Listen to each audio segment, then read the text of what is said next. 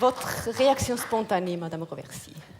Bah, écoutez, bon, moi ça fait des années que je côtoie et je travaille avec des gens de Nestlé.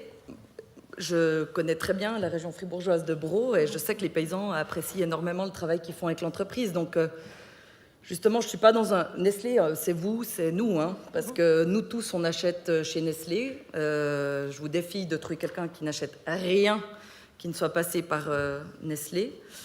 Je pense que c'est une responsabilité collective de rendre des entreprises meilleures et de relocaliser ce qui peut l'être, de réfléchir à différents niveaux. Je ne vois pas justement d'antagonisme blanc-noir, bon-méchant. Je pense qu'il y a un travail à faire où ça peut l'être avec les entreprises et par contre de travailler sur des alternatives viables et cohérentes. Je vous donne vite un petit exemple. Quand on dit aux gens, vous pouvez aller à la COP ou au marché le matin, si le marché il est le mardi entre 8h et midi et que tout le monde travaille, je ne pense pas que c'est une vraie alternative pour les gens. Je pense que si on veut, nous, donner de la cohérence aux gens, les marchés, c'est politique. Qui c'est qui décide? C'est vos villes qui décident des horaires. À Genève, ils ont décidé de mettre plusieurs marchés le soir, de 16h à 20h. Mais c'est génial, parce que ça, c'est une alternative. C'est de dire le jeudi, tu peux aller à Manor, c'est ouvert jusqu'à 20h, mais tu peux aussi aller au marché des grottes. Là, on commence à avoir une action politique, directe, locale, concrète. Je pense que notre énergie, il faut la mettre là.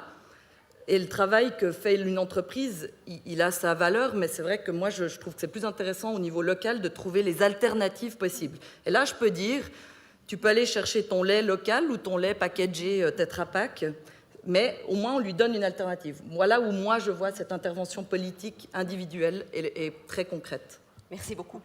Est-ce qu'il y a des questions? Là-bas. Ah, voilà, merci pour l'aide. Madame Roversy, je ne comprends pas pourquoi vous favorisez tellement les marchés, parce que, par exemple, les magasins bio dans ma petite ville ont des grands problèmes parce que les mêmes paysans de qui ils achètent les produits vont aussi au marché et le magasin bio doit payer le loyer et doit payer plus des impôts.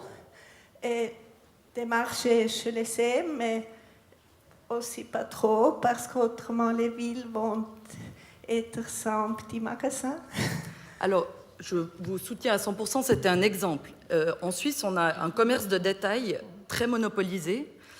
Les petits commerces ont tendance à tous fermer après quelques années. C'est très dur d'avoir un petit commerce de détail. Je pense que c'est un défi, mais là où nous, on doit être cohérents, c'est qu'on dit tous « Ah, si seulement il y avait un magasin !» Ah non, c'est de l'autre côté, à Genève. Bon, il y a beaucoup de problèmes de trafic à Genève. On a un petit Genferail, mais personne ne va dans ces petits magasins.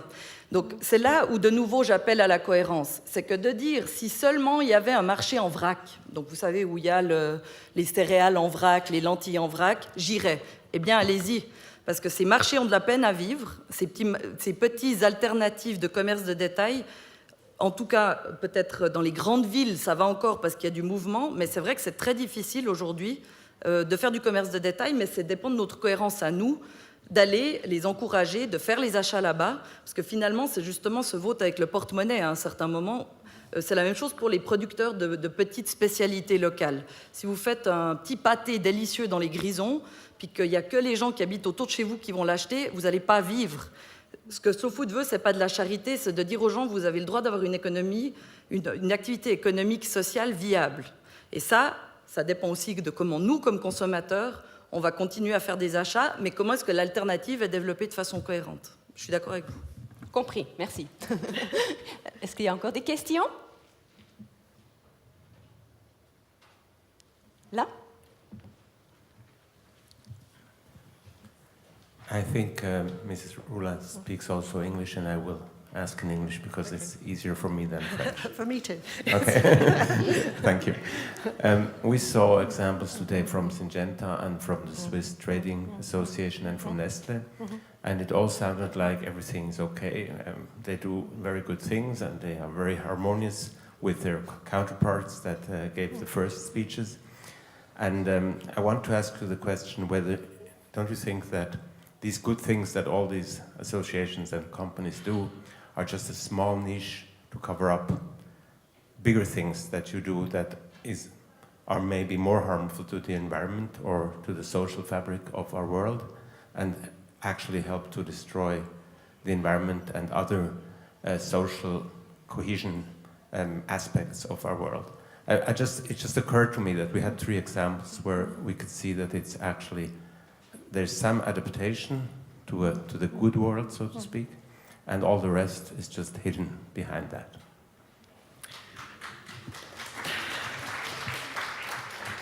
Well, I don't think so. We've been working for 20, 30 years to reduce the environmental impact of all our operations. And this goes across every single one of our 450 factories, decreasing water, energy, during waste. So a lot of continuous improvement. With this, a continuous improvement is good, but if you just set a target to reduce 4 or 5% every year, you can only get a certain way. So we're actually inspired by John Elkington's book, The Zero Noughts. Maybe you know it, but it's really worth reading. And he stimulated us to go for zero. So we're really looking for every way we can to make big jumps. One of the big jumps that we've made is in another dairy factory in Mexico, which is in a water-stressed area. And we said, well, why do we need to use some of their precious water? There's already water in the cow's milk. So can't we have a zero water factory? Can't we use that water and repurify it so that any water we need comes from the water in the cow's milk? And so this took a lot of technical studies because it's a very sensitive product and you can't have contaminated water. But now the factory is actually running at zero water and we're a net discharger of water. And we're using these technologies in other areas, looking at the priorities between volume of production and water stress. So these are some examples of really pushing the boundaries in terms of the use of new technologies and reducing environmental impact. Thank you. If I may, just to add, I think it's important we ask for more public accountability, and there's a good organization also for that in Switzerland called Now Public Eye, Bernerklärung.